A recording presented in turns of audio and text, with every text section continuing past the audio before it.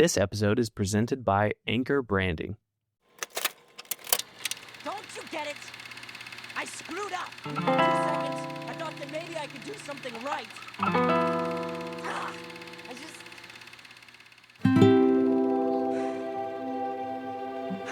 Forget it.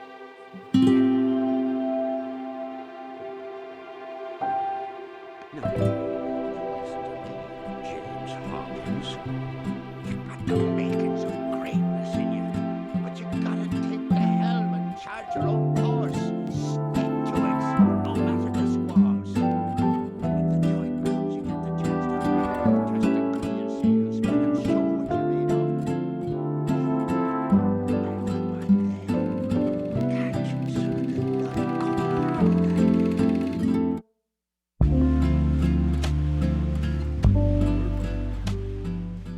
Listener, lean in. If you're listening to this episode, in my mind, that can only mean one of two things. Mm-hmm.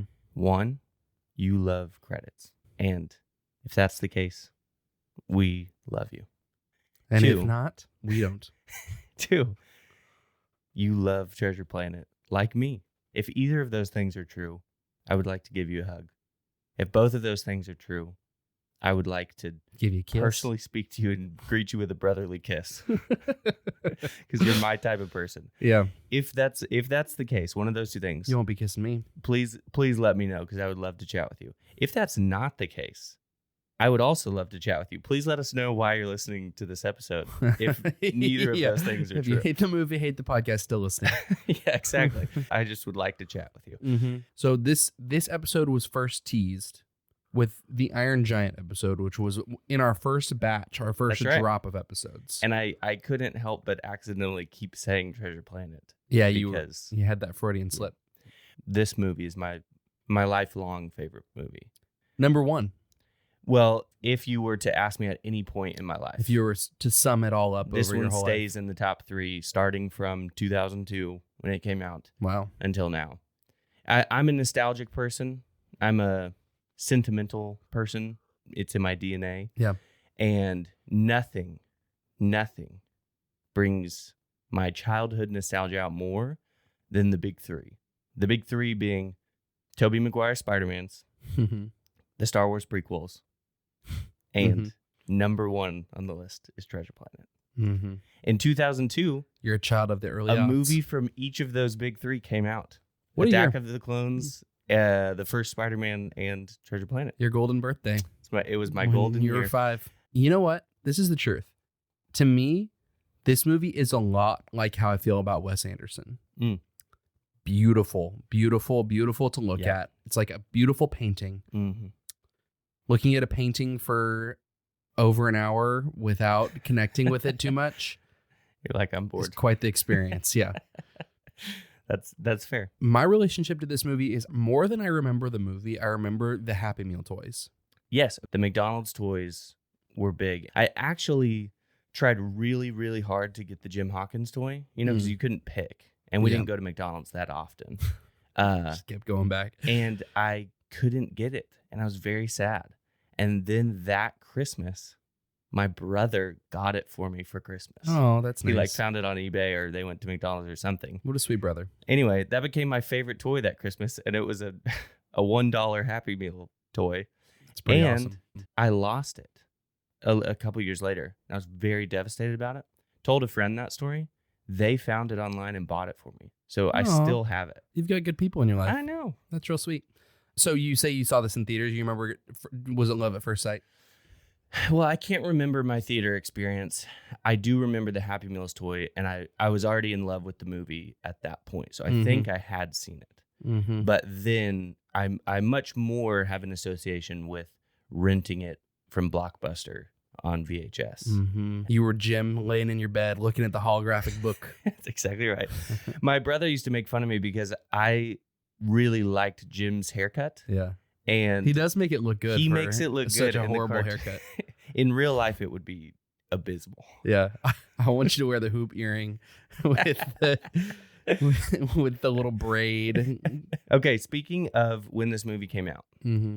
I want to start with a new segment, what I want to call the DVD bonus features. Yeah. Which is if a movie has some fun history or Some lore to it. Yeah. or something extra on it, Yeah. we give a little chance to talk about it. I'm excited about this. Yeah. Do you know anything about the making of this movie? The only thing I really know about it is that this was like the last ditch effort for 2D animation. Oh, yeah. And what I've heard kind of conspiracies, maybe this is confirmed, I don't know, that Disney was tired of it and was ready for it to die. And so they intentionally released this movie on the same day as Harry Potter and the Sorcerer's Stone. Oh, yeah. And so that was their goal, for this to be a flop and be able to point to it and say, see, people aren't interested in that, even though this movie's really cool. Like, yeah. Kids would have loved this movie That if they is- had like made an effort. Absolutely. And I'm going to dive a little deeper into that. Do it. Because even though this movie had legendary director duo, Yeah. a really solid cast, Mm-hmm. it had good reviews from viewers and critics. Mm. And it was even nominated for an Oscar for Best Animated Picture that year.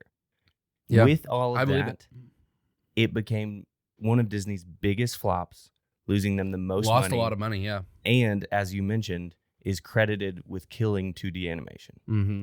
Here's some of the facts, and then I'll explain some of the conspiracies around the facts. Okay. I'm ready. So, directors, Ron Clements, John Musker. Yeah. They did The Great Mouse Detective back in 1986. Okay. After they did that, they pitched this movie. Wow. Disney said no and gave them Little Mermaid. Then they make Little Mermaid. Obviously does phenomenal. Yep. They pitch it again. It gets rejected again. So then they get the option of doing one of Aladdin. two movies. They choose Aladdin. Yeah. They pitch it a third time. And then the head of Disney, Michael Eisner, said, okay, I'll let you do that if you do this. And so they did Hercules. And Hercules did interesting. well enough that they were like, okay, you can do your Treasure Island Hmm. movie. So That's funny that Hercules was the one that they were like championing. Like the company was like, we got to get behind this. well, Hercules didn't go super well, like phenomenal, but it did well enough. Uh-huh. But that's part of the conspiracy, is why Michael Eisner said yes to this movie that they had said no to since 1986. Okay. So they get to work on this movie. They start making it. The budget goes astronomically high. Mm-hmm. I And saw this. part of the reason is because they use the mix of 2D and 3D Experimental animation. technology. Yeah. Yeah. And they had used it before. A big example of it used well is in Tarzan, when Tarzan is like surfing on the vines. Yeah. Yeah. All the surroundings are 3D and then he's drawn over it. So And- like way more mildly used there though. Yes. Lilo and Stitch used it. Mhm. It's been used very mildly. This movie took it to the next level.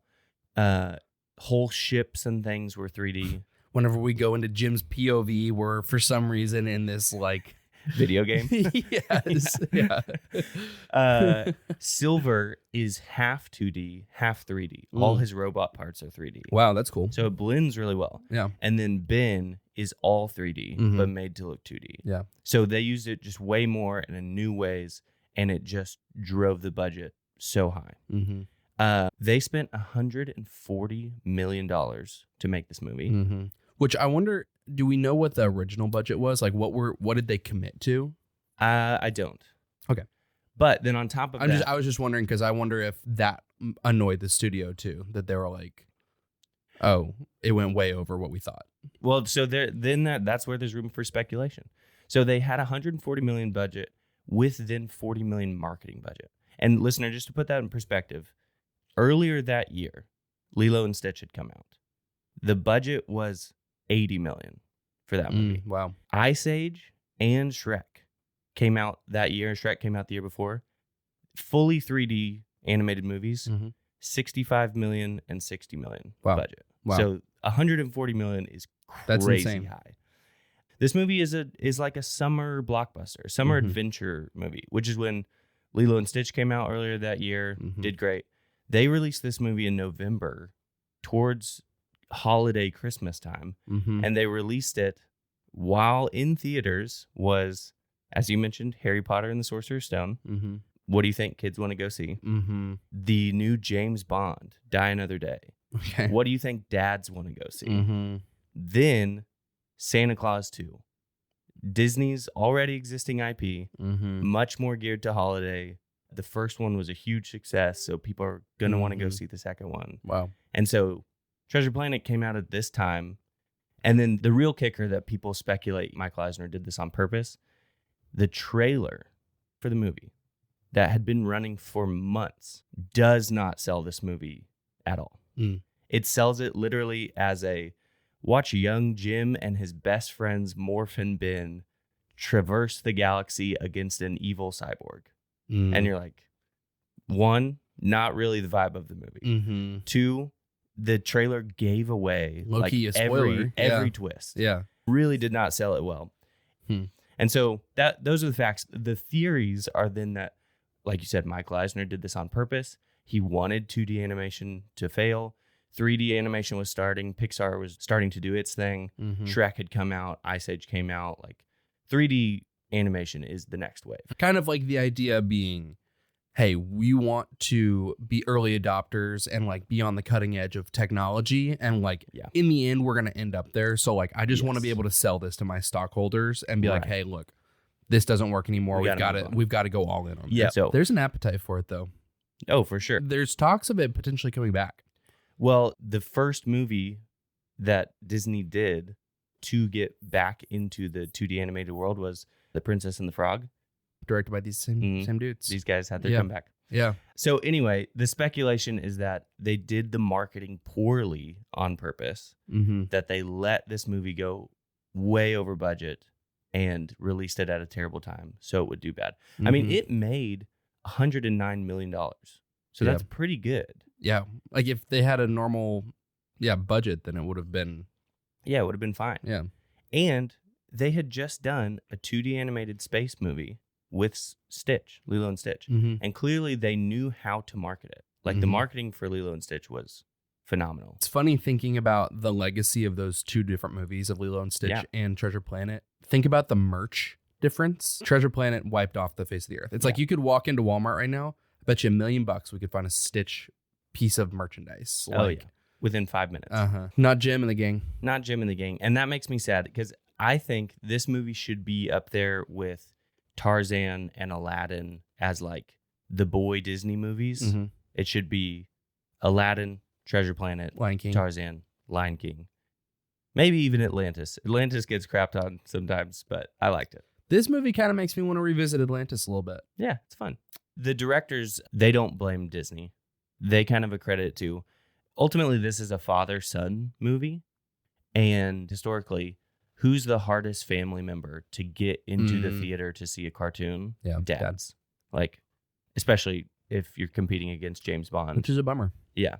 It's either... Low key, though, this might be a little bit of a hot take. I feel like generationally, I feel like that's changed a little bit. I do think that is kind of... Maybe we're just speaking for ourselves because we like going to the movies. Yeah, maybe so. But I do feel like millennials and Gen Z dads are a little bit more down. Yeah. Anyway.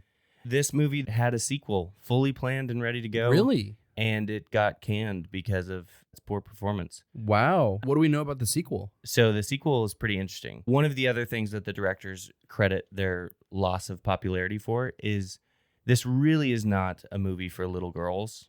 There's two female characters. Yeah. One of them's a mom. Even with Tarzan or something, there is a love interest and there's a main character that's a female, can draw in boys and girls. So the sequel would have had Jim at the academy and she was going to put in a call for him. He met another girl at the academy that would have been the love interest, also a sailor. It would have taken place with the pirate Ironbeard, like the space version of Blackbeard. And they would have had to go find John Silver and together team up to go against Ironbeard. Guess who was going to play Ironbeard? John Malkovich. Willem Dafoe. Oh, wow. And as the lore has it, he was 30 minutes away from starting his recordings when this movie got canned. Wow. Like it was ready to go. That's amazing. They were going to do it. That's insane. Yeah. Sad we never got it. Yeah. The part that is the most convincing to me is the marketing for it. They know how to market. Yeah. They're not new to this. So the fact that they marketed it so poorly is a little convincing. Do I think Michael Eisner was like, let's just make this lose a ton of money on purpose? No. But I think there's probably a little truth somewhere in the middle. He's also notoriously not the easiest to work with, Eisner. And you got to wonder, you gave the lore of the bonus feature in Shrek that Lord Farquaad is supposed to be designed after Michael Eisner. So I wonder if there was a little fire in his belly. Shrek comes out. They make fun of him. He's like, that's it. We're done with this 2D animation. Bring out the big guns. We got to fire back at DreamWorks. Yeah. And we're not going to do it with Treasure Island in space. Yeah. Which, also, piece of lore, that was the working title for a long time, was really? Treasure Island in space. It's what it is. It's what it is. Let's go into Rose and Thorn for this movie. I'm sure you've got many thoughts here. My Rose and my Thorn are the same thing. Oh. So I'm going to get both. Okay. My Rose and my Thorn is characters. My Rose goes to character design.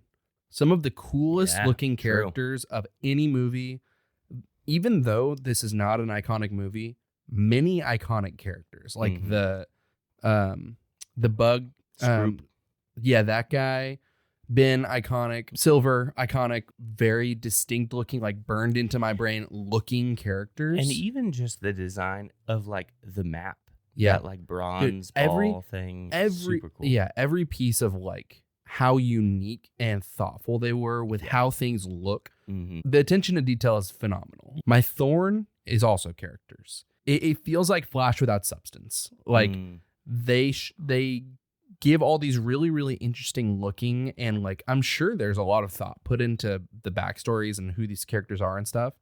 But it's like Ben is in the movie for about 20 minutes before the climax. Yeah. Like they don't put all the pieces together in a way where I really care about anybody. Like you could probably make a pretty convincing argument that this is actually Silver's story and Jim is like a little bit of a passer through on it. And it feels like a lot of what drives the movie is hidden inside of a montage with a Foo Fighters song. Like the relationship between the two of them. Oh, yeah. Foo Fighters would be also great. Oops. But it's like the heart of the movie is the relationship between Silver and Jim. It's like we get a big montage and then they're close all of a sudden. It's not like we're seeing he does this and then he helps him out. So that would be my Thorn, is really getting me to buy in on the characters. Yeah, but I also think that that's probably a product of today where we're getting 2.5 hour movies, and this movie, is pretty fast paced. Could be. My Thorn is specifically the character of Ben. He's only in the last 20 minutes. But Martin Short makes his presence known. Dude, so good. He brings him in so hard that as a kid, I was just like, Ben's hilarious. As an adult, I'm like, they could have done him a little more subtly and tastefully and not made him such a big character. But I think Martin Short at that time, the fact that he's timeless makes that feel like, for sure. If it was some random person, it would feel super odd. Yeah. My Thorn is the way that they handle Ben, not the character of Ben. You kind of need the character of Ben. I love that it's Martin Short. Do you need him? I had that thought. Like, if you take him out, what do we lose? I think it's primarily the Treasure Island storyline of it, which I'm not even really familiar with.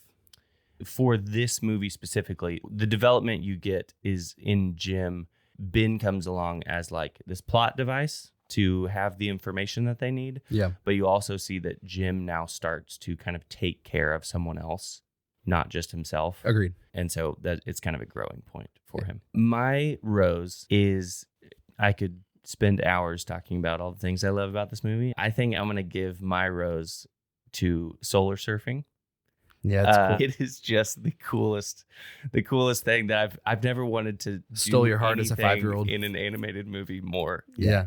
The transition from him reading the book under the covers into him surfing is just beautiful. Yeah, it's so cool. My brother actually got me a piece of art that's in my office that is Jim solar surfing, and it's such a good brother. I know, he's always getting you stuff for this film. Brother. He's the best. That's going to be my Rose. It's something I fell in love with as a kid watching this movie, and it's just so cool. It doesn't totally make sense, the physics of it. His feet aren't strapped in, but yet he's upside down spinning. How does that work? Don't think about it. Magnet boots. Yeah, magnet boots. And that him going through the machinery in the beginning of this movie just fires me up. Yeah, it rocks. Double feature. What would you pair to watch with this movie?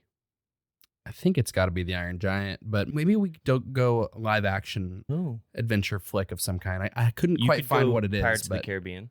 that'd be fun. That'd be a lot of fun. I said Tarzan. Yeah. Just because if you're going Disney boy movies, let's just have a boys' night. Mm-hmm. Let's watch Tarzan, Treasure Planet. All right, let's do Jar Jar. The most jarring character quote or casting decision in this movie. Goo Goo Doll song must be mentioned. As being amazing. It is so out of place. So odd. Oh, I disagree. So I thought that's why you put this segment in. no. So this song by the lead singer of the Goo Goo Dolls, not the rest of the band. Yeah. And it was written for this movie. Like he wrote it. It's called Jim Hawkins' theme. Oh yeah. It's still in my playlist. I listened to it. It's a bad song. No, you're wrong. Okay. Art is subjective. You can say you don't like it. You can't claim it's bad. The thing that I do think is so funny is it is so similar to the Goo Goo Dolls' most iconic song, which is about the world recognizing that they're there and the world seeing them, and same sound, same feel. That is hilarious. It's like they literally just, copied and tweaked a few like, things to just make it do different. that for this movie. It was weird to be watching a kids movie, and then it's like I'm now listening to like grunge rock. It's a beautiful montage. It's so sad. How about in the true spirit of the Jar Jar segment, the fart guy The guy who speaks flatula gives me the ick a little bit. Apparently, he was terribly hard to animate because he has all the tentacles. Yeah. And so he was like supposed to be a little bit more in it later in the movie, and they were like, "No, we gotta put this guy to the side, Kill him off." On those pirate characters, how about the lady who's just basically a meth head for a head with just arms? Oh yeah, she's maniac. She's terrifying. Yeah, that's another good character design. I got to give it to Martin Short's Ben performance, just because he is pretty loud and obnoxious the whole time. Mm-hmm. Like, he's yelling at all times. he's yelling at all times, which is great because it's Martin Short. Mm-hmm. It's not all that funny now. It's pretty funny because it's him. All right, we got to get That's into it. this. Listener, here's a recap of Treasure Planet. If you haven't seen it, or if you haven't seen it in a while, Jim Hawkins is a rebellious, thrill-seeking, but highly skilled teenager. After a stranger gives Jim a map and pirates destroy his mother's inn looking for it, Jim joins an expedition for Treasure Planet. On board, he is apprenticed to the cyborg cook, John Silver. Silver becomes a mentor, calling out his potential in Jim, but his loyalty is tested when Jim finds out that Silver's leading a secret mutiny. After they find Treasure Planet, Jim has to decide if his greatness lies in chasing the pirate's gold or selfless sacrifice required to save his newfound family and his friends. The theme that I want to talk about is having the potential for greatness. Yeah. I believe every person has the potential to be great because we were made in God's image. Yeah. You were made with a purpose. You have gifts that God gave you. And the Bible tells us that we were made for God's glory. We were made in his image. And so because of that, God has plans to use those gifts that he gave us. Yeah. We should say this is the final episode in our series on That's right. greatness, the Tim Chalamet In the Pursuit of Greatness series. We've been talking for I think 5 episodes now, essentially about what does it look like to try to be one of the greats in the culture? Like, what does it look like to pursue excellence, to pursue greatness within the kingdom of God? And I think this movie is, not that the other movies are not, but I think are most accurate just to what is on the screen of what does it look like to truly pursue greatness, to try to be great within the kingdom of God. Right. And as a disclaimer, I would say the Bible does not encourage us to make ourselves great. In fact, it discourages it. So we're redefining greatness, not in just a personal pursuit, but it's for God's glory, great in the kingdom of God, true greatness that will last eternally. And this movie doesn't have, obviously, much to say about being made in the image of God or made for his purposes. It is a cartoon Disney pirate movie in space. Yeah. But this movie does have a lot to say about someone's talents, their identity, being seen, being known, using your talents for something greater, all of those things. And so it's not too far of a stretch for us to just take that a step further and apply it to some real truth. Yep. So let's talk about it. In the beginning of this movie, Jim is obviously talented. And you know how smart he is. He built his first solar surfer when he was 8. And yet he's failing at school. He is constantly in trouble. And when I talk to him, he's like a stranger to me. I don't know. So Delbert. his life is just kind of chaotic. We see that he probably is depressed. His father left when he was a kid. So he has all this skill and potential and talent, but nowhere to put it. Yeah. It's just aimless. Yeah, exactly. Aimless is the word I was going to say. Like, he has this almost inability to not do and use the things that he is capable of, but because he has no direction, he just is doing for the sake of doing. He knows the crime codes by heart because he's been brought home by the cops so many times, you know. Also, he didn't have to break that board. He's on a flying surfboard. He could go whatever height he wants to go, and he chooses to go through the one that's going to set off the alarm. Yeah. Maybe there's Seeking something the there. thrill. Yeah. He could choose to help his mom more with the inn and whatever, and what he ends up doing is just causing more trouble for her. And I think we don't see this until later in the movie. His dad leaving left that open father wound where he doesn't have that strong voice telling him where to go. And I think something really interesting to note is that when his mom is talking about him, she says that she still pictures that he's going to come back in as that little boy with a new pet. And so we see that even though obviously they have a loving relationship, she doesn't really see him for like who he is now. She sees him as her little boy that she lost, basically, when his dad left. Like, he never recovered. Even though she sees his talent, she sees his potential, she's proud of him for those things, she's not really seeing the like man that he's become that's standing in front of her. And so I think that plays into him not feeling like identified, known, and seen for who he is. She's not able to give him the direction that he maybe needs. Yeah. Something to note throughout the whole movie, too, is Jim's clothes kind of reflect his emotional state. So in the beginning of this movie, he's wearing his black jacket and his black shirt, very moody. They then find the treasure map, and he thinks this is his opportunity to like prove his greatness. He's going to go sail off, find this treasure no one's ever found, bring it back, be rich and famous, and he's going to be great. So his spirits start to lift a little bit, his hope. And so then we see him still in his black jacket, but his shirt has now changed to like a light brown, like it's getting lighter.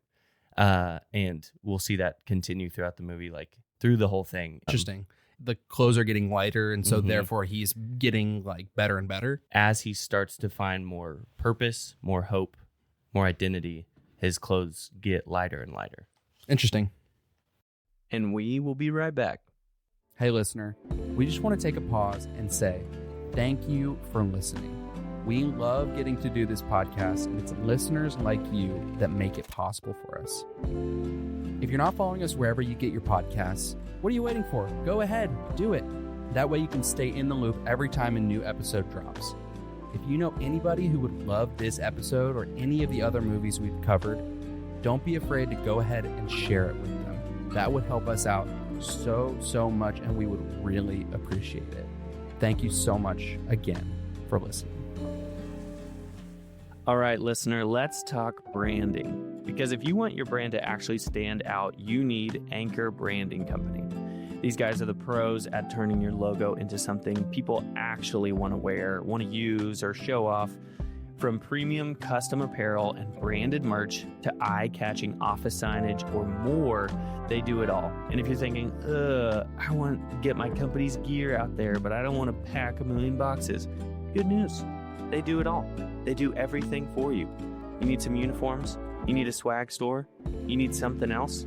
Anchor Branding Co. makes it all happen. Go to anchor-branding.com to get started today. Because if your brand is going to make some waves, you should probably have an anchor. And back to the show. Jim definitely has real talents. Yeah. That's for sure there. And scripture would tell us that we have talents because we're made in God's image. Genesis 1:27. So God created mankind in his own image. In the image of God, he created them, male and female. So we have the likeness of God made into our DNA in human beings. Yep. The problem is not the potential that we have. The problem is not Jim's potential. It's his direction, right? His identity. He doesn't know where to put it. And so it causes problems. Yep. Ephesians 2:10 tells us, for we are God's handiwork, created in Christ Jesus to do good works, which God has prepared in advance for us to do. Yep. So we have things prepared for us to do. Jim has the possibility to go out and do great things.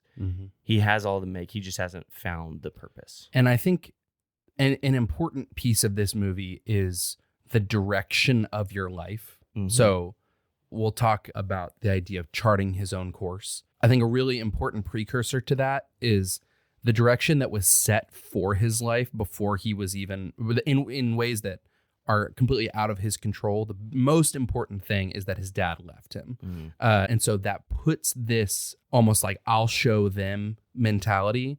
And his life is going in the direction of essentially becoming Silver, trying to gain glory for himself, trying to prove his worth, prove his value. And there is the potential for greatness in him because of his skills and all that stuff. But only if he changes direction, only if he charts his own course. Yeah, we don't really know the rest of Silver's backstory, but he does serve as like this example of what happens if you just stick to trying to serve yourself. He's chasing after the dream of Treasure Planet as well. Yep. And he has sacrificed so much. Yeah, sacrifice you lose some pieces of yourself along the way. And I think it's also interesting that the childhood Jim, the little boy Jim that we see in the beginning of the movie by his mom's pictures in the flashback, he was always a creator, an inventor, like tinkerer. He was always making things. He was always longing for adventure, like something more and exciting. And as his mom explains, he was always like finding a new pet and trying to keep it. He was trying to take care of other things, other creatures. Like he was not a selfish, self-seeking person always. That part of changed when Dad left. Jim doesn't really know who he is. Yeah. So he's trying to answer that question for himself. Yeah. So he's trying to seek glory for himself, to put his stake in the ground of this is who I am. Yeah. I think similarly to us, like the idea that we exist in a broken world because of sin, because of Genesis 3, the world is broken. The world is not as it should be. And so the path for our life is to drift towards brokenness, towards sin, away from a life with God. And so it requires this course correction if we truly want to experience the greatness that this movie kind of alludes to, and like what we've been talking about in these last few episodes. If we want intimacy with God, we can't just end up there. Romans 12:2 says, do not conform to the patterns of this world, but be transformed by the renewing of your mind. Left to our own devices, we're not going to drift towards the things that God has for us. It takes this kind of conscious knowledge and acknowledgement and changing up directions. Yeah. Tim Keller has a sermon series answering questions about Christianity, and I won't get into it all, but we'll add the link in the show notes. And he talks about identity, and he talks about basically breaking down how creating your identity for yourself as like the modern Western view of identity, of don't let anyone tell you who you are. You just got to find out who you are for yourself and don't let anybody change you, really doesn't work. It doesn't totally make sense. Yeah. We are made relationally, and we're made in God's image, and we are created to have him tell us our identity. We can't just do it ourselves. Yeah. And so Jim, in the beginning of this movie, he feels like he's talented and argues with his mom, like this stuff doesn't matter. But he can't just go, oh, even though my mom and Doppler and whoever don't believe in me, I believe in me, so I'm good. Right. Like, because he doesn't have someone else communicating to him who he is and his real identity, even though he knows his potential and believes in himself, he can't create his own identity for himself. Right. And not only does it put him in a depression, he then sets out to prove for himself. Like, If I could maneuver a skiff like that when I was your age, they'd be bowing in the streets when I walked by today. Buried in the street. I don't know. They weren't exactly singing my praises when I left home.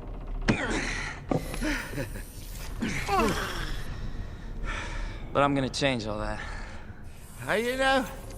How so? I got some plans. Gonna make people see me a little different. Oh. Sometimes plans go astray. Not this time. And again, Silver kind of alludes that he's doing the exact same thing. They're after the glory, right? The glory that and the way that people will look at them once they have this treasure. Yeah. Silver starts to like call out in him, like, hey, you have potential there. Mm-hmm. Then they go through the whole black hole thing, and Jim does his job well. He's being trained up by Silver, and he does his job well of keeping everybody safe. And so then they do sing his praises. They cheer for him. They say, great job. But then when Scroop, the spider guy, comes out and says that, oh, Mr. Arrow didn't make it. Mm-hmm. Now, the identity that Jim found from achievement, all that's gone, shattered. Yep. He's feeling terrible about himself. Black jacket comes back on. He's sitting on the edge of the boat. And so... It wasn't your fault, you know. Why, half the crew would be spinning in that black abyss if not for... Look, don't you get it? I screwed up. I mean, for 2 seconds, I thought that maybe I could do something right, but... I just... Just forget it. Forget it.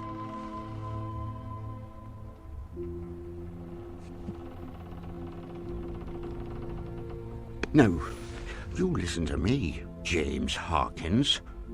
You got the makings of greatness in you, but you gotta take the helm and charge your own course. Stick to it, no matter the squalls. And when the time comes, you get the chance to really test the cut of your sails and show what you're made of. Well, I hope I'm there, catching some of the light coming off you that day. Silver's now calling it out. Apart from what you do, you know, your actions, you have the potential for greatness. Yeah. You are great. Yeah, that's who you are. And in that moment, he's been this moody, standoffish teenager. He sheds all that and just falls into Silver's chest. Yep. He feels like this guy, this father figure who sees me for who I am and the potential I have, accepts me, even though I feel like I just failed. Yeah. But as we'll see now, Jim puts his identity kind of in Silver of like, oh, I can be like him. Yeah. I can be like you. It's you and me. And so then when he finds out that Silver is planning this mutiny, he overhears Silver talking to the crew negatively about Jim, basically lying to him, crushes him again. His identity now was put in a person, and that was taken away. Shows how fickle that is. Yep. And so it's slowly forming this real identity, but it shows us, honestly, a pretty good example that the Bible would agree with, that putting our faith in anything other than God is fickle. It will fail. Putting it in a person, putting it in achievement, putting it in anything other than the Creator who made us, who knows us intimately, will fail. Just like Jim, needed Silver to kind of see him for who he was and recognize who he is. We have a God who knows us intimately. Jeremiah 1:5, God tells Jeremiah, before I formed you in the womb, I knew you. Before you were born, I set you apart, appointed you as a prophet to the nation. Like literally before you existed, I knew you. 1 Corinthians 8:3, it says, but if anyone loves God, he is known by God. Yeah. That we do have someone who sees us, fully knows us better than we know ourselves. And because we're image bearers, because he gave us gifts, we have potential for that. 1 Peter 4:10 says, each of you should use whatever gift you have received to serve others as faithful stewards of God's grace in its various forms. It's for other people. Yep. We have gifts to use for other people to bring God glory. Yeah. I think the idea that each of us has the potential for greatness ultimately comes back to our theology about our creation.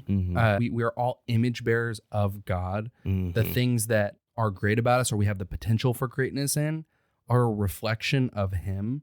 But I think what we can do at times is we make it all about ourselves. Yeah. Because we have this potential for greatness, we try to do all the things. And then whenever we fall short on that, just like Jim, like our identity begins to crumble. Mm-hmm. Same thing with putting our identity into a relationship or another person. It's like our emotional stability is contingent on things that are not actually stable. Yeah. I feel like within this series, I keep coming back to the wise man who built his house on the rock. If our foundation isn't on God, isn't on Jesus, it's on something that's not stable. Mm-hmm. Like our house is going to come down, no matter how beautiful and big and great we make that house. If our foundation isn't solid on Right. Jesus, it's going to come down. And I think this movie, just like all secular movies, has a hard time really coming up with a true answer of like, Yeah. you need to put your identity into this. Right. And the idea of charting your own course obviously kind of conjures up this idea of like follow your heart or whatever. But I really do think that the movie, don't want to jump ahead, but I think it does a really good job of establishing that charting your own course is actually in helping and being helpful to others. It's not self-seeking. Right. Yeah, Yeah. absolutely. Yeah. Pursuing greatness is not going to work when it's just for us, when it's just about us. John Piper has a good explanation of what it means to be made in the image of God. Like, we are made to reflect God's greatness. He's put some of his traits in us, not so we make ourselves great, we make him great. And he uses the example of, we are like a mirror. If the mirror is facing at the right angle, it can take the warmth and light from the sun and reflect it to other things. And it doesn't make the mirror great. It shows the light from the sun. When we start to live our lives for ourselves and we don't use it to reflect God's greatness, it's like we turned that mirror upside down. So it creates a shadow in our shape, and then we fall in love with that shadow. So the idea that we were made in the image of God, that we have the potential for greatness, is we have the potential to reflect God's greatness, God's glory, as the Bible would say.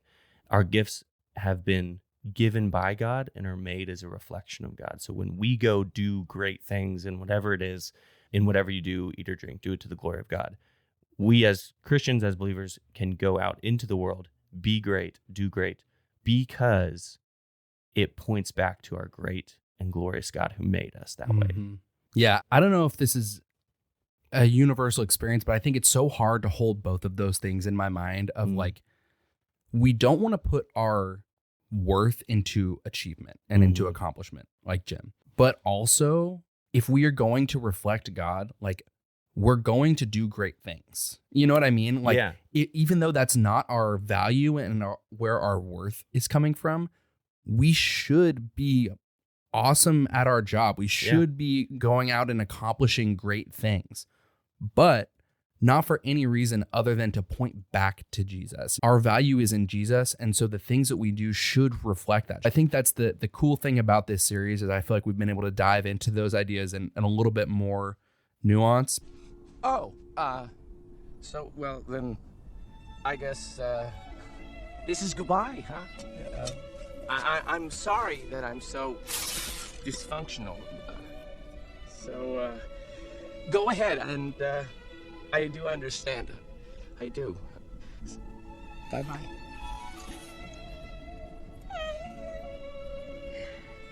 Look, if you're gonna come along, you're gonna have to stop talking. Huzzah! Oh, this is fantastic! Me and my best buddy out looking for a... Being quiet. And you have to stop touching me. Touching and talking. That's my two big no-nos. Okay. Yeah, I think at the end, whenever Jim finds the treasure, that could be the ultimate thing that he holds on to, like Silver kind of is going to. He's like, this is my treasure. Nothing's going to stand in between me and my treasure.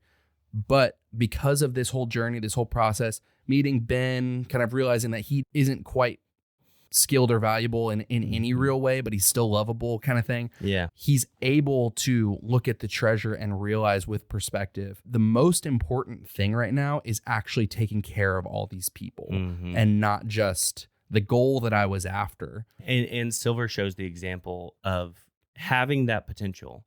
Like Silver takes care of Morph in a very sweet way, Mm-hmm. takes care of Jim, takes him under his wing in a very sweet way. So Silver is actually this really, complicated, interesting character where he's not the main villain, yet he is the main antagonist, if that makes sense. Yeah. Because he has good traits in him. He just doesn't fully let those come out. He sticks more to serving himself. Yeah. Jim has that same potential of caring for others, but he lets that become the thing that defines him. He's going to look out for Ben, this annoying robot who serves no purpose, but he's like, ends up taking him in. He doesn't go for the treasure in the end. He's focused on getting himself, Doppler, the captain, getting all of them out safely. Whereas Silver is still trying to scoop up the treasure and make it out with some of the gold for himself. Yep. I think that's where this movie really comes to a point, is like we start to see that Jim, now separate from Silver, knows what he has to do, what needs to happen for them to make it out, make it home safely. He's not worried about the treasure anymore. He's not worried about the glory anymore. Yeah. He's taking care of the people around him, and he's willing to sacrifice himself to do it. And the best part comes when he's using his gifts, and Silver ends up using his gifts too. You gotta turn around. What? There's a portal back there. You can get us out of here. Pardon me, Jim, but didn't that portal open onto a raging inferno? Yes. But I'm gonna change that. I'm gonna open a different door. Captain, really, I just don't see how this could possibly... Listen to the boy. 1 minute, 29 seconds to planet destruction. What do you need, Jim? Just some way to detach this. All right, stand back now.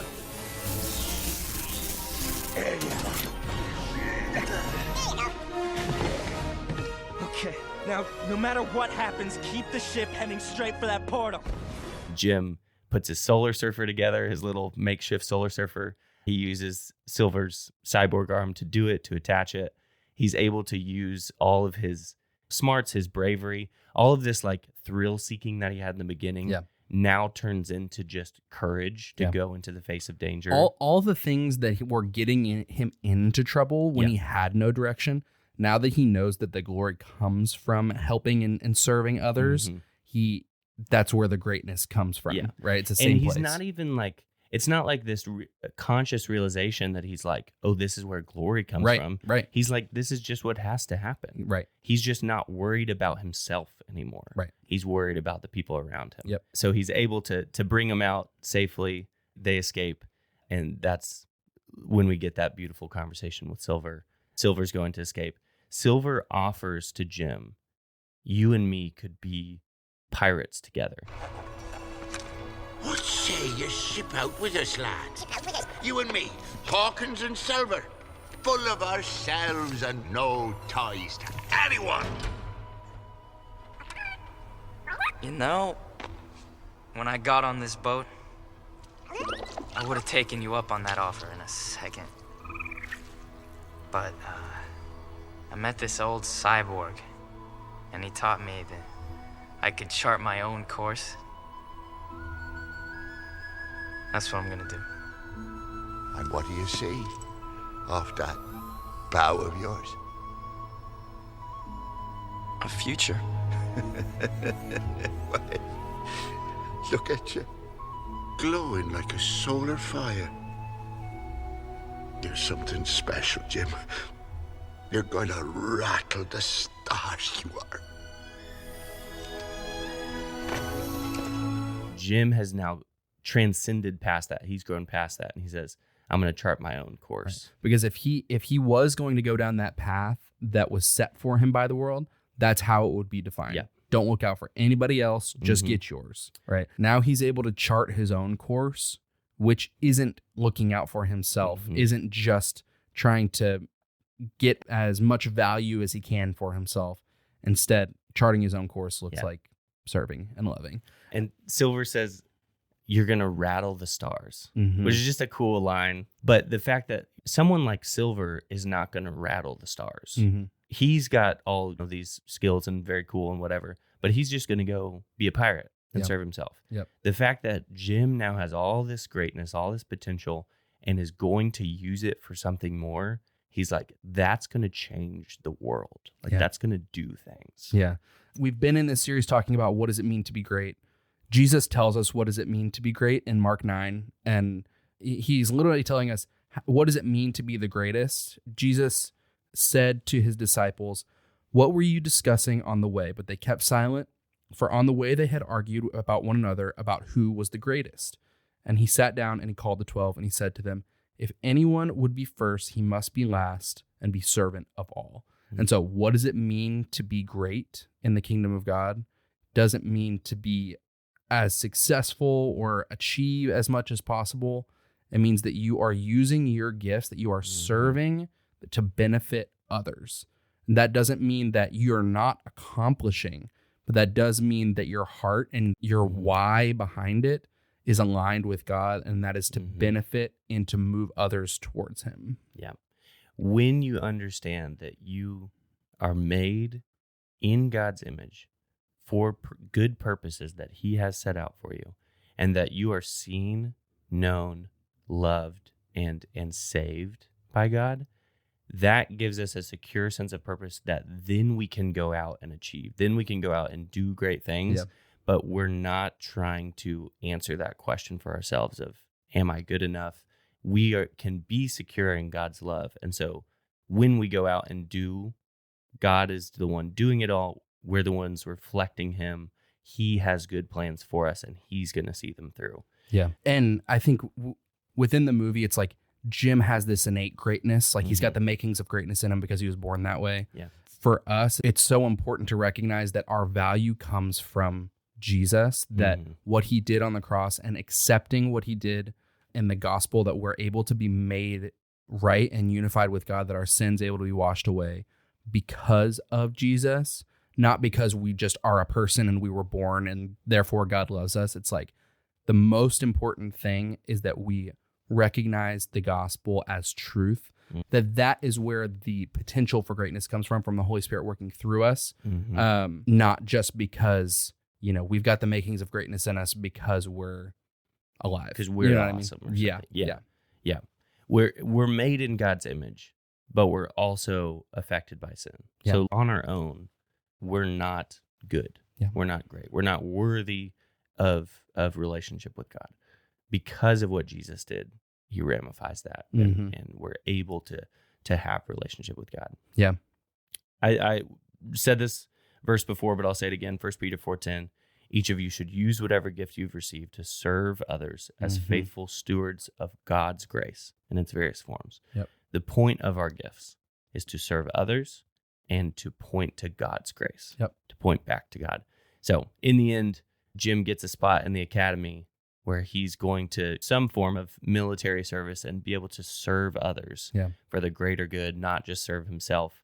And in the end, we see him in the all white and gold uniform. Yep. He's got the glory. He's got the glory. He's found his identity. Now all of the skills and the potential, the makings of greatness that he had are now being used for real greatness. Yeah. He didn't become great when he found treasure, but he did become great when his gifts had mission and had purpose. Yeah, I love it. It's good. Yeah, he's not going to go on to just look for treasure. He's going on to help others, which is where the unknown sequel could have taken us. Yeah. But we'll never get to know what Willem Dafoe would have given us as old Ironbeard. Oh, man, I'm so glad we got to do this movie. It's been a long time coming. You've been chomping at the bit. I love this movie so much. Listener, if you like this movie too, let me know about it.